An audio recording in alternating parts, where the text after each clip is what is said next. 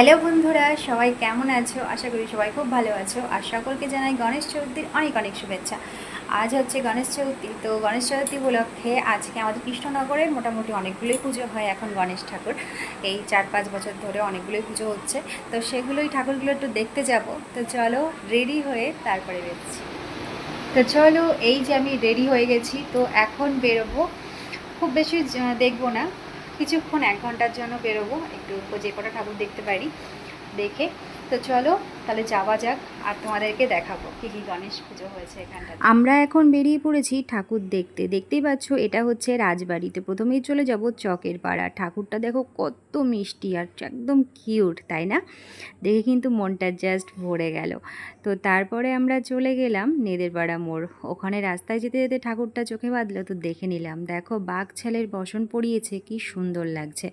তারপর রাস্তায় যেতে যেতে একটা গণেশ মন্দির চোখে পড়লো, তো সেই ঠাকুরটাকেও কিন্তু দর্শন করে নিলাম।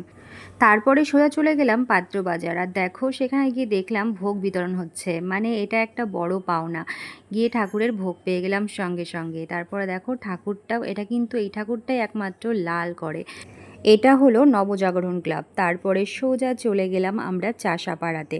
চাষাপাড়াতে একটা বড় ঠাকুর পুজো হয়েছে, সেটা খবর পেয়েছিলাম, তাই সেখানেই যাচ্ছি। তো রাস্তায় এই ঠাকুরটা দর্শন করে নিলাম, তা আগে খেয়ে নিলাম মোমো। সামনে মোমোর দোকান ছিল, তো ভাবলাম আগে খেয়েই নিই। তো এই যে এখন খাচ্ছি মোমো। মোমোটা জাস্ট ওয়াও ছিল। আমাদের হাই স্ট্রিটের এই দোকানটা থেকেই বেশিরভাগ আমি মোমোটা খাই। তারপর চাষাপাড়া ঢুকতে একটা হোটেলে এই পুজোটা হয়, তো সেই ঠাকুরটাকেও একটু দর্শন করে নিলাম। তারপরে সোজা চলে আসলাম ক্লাব বৈদিক। তো দেখো এখানে অনেক ঢাকিরা কিন্তু ঢাক বাজাচ্ছে, খুবই সুন্দর লাগছে। আর এখানে হচ্ছে আরতি। সত্যি ঠাকুরের এই আরতি দেখতে যে এত ভালো লাগে, যার জন্যই এই পুজোর দিনই আসা। তারপর আমরা এখন যাব রাধানগরে। রাধানগরে কিন্তু খুব সুন্দর পুজো হয়েছে, তো সেখানেই এখন যাব। ওখানে একটা কিউট গণেশ হয়েছে, তো জানতে পারলাম, তো সেটাই এখন দেখতে যাব। আর তার আগে এই ঠাকুরটা দর্শন করে নাও। এখানেও কিন্তু আরতি হচ্ছে, কিন্তু এখানে একটুর জন্য ভোগটা মিস করে গেলাম, ভোগটা পেলাম না। তারপরে আমরা সোজা চলে এসেছি ক্লাব বিনায়ক। তো দেখো ঠাকুরটা, এই ঠাকুরটা দেখে মন প্রাণ জুড়িয়ে যাবে। এত মানে ছোটোর ওপরে এত কিউট, এত মিষ্টি, মানে কি বলবো, মানে গণেশ ঠাকুর দেখার সার্থক হয়ে গেল একদম, এত সুন্দর। তো তোমাদের কোন কোন ঠাকুরটা বেশি ভালো লাগছে অবশ্যই কমেন্ট বক্সে জানিও।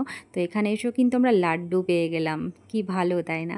তারপরে দেখো এটা হচ্ছে কৃষ্ণনগর ফাঁড়ির ঠাকুর। এখানে প্রত্যেক বছরই এই ঠাকুরটা হয়।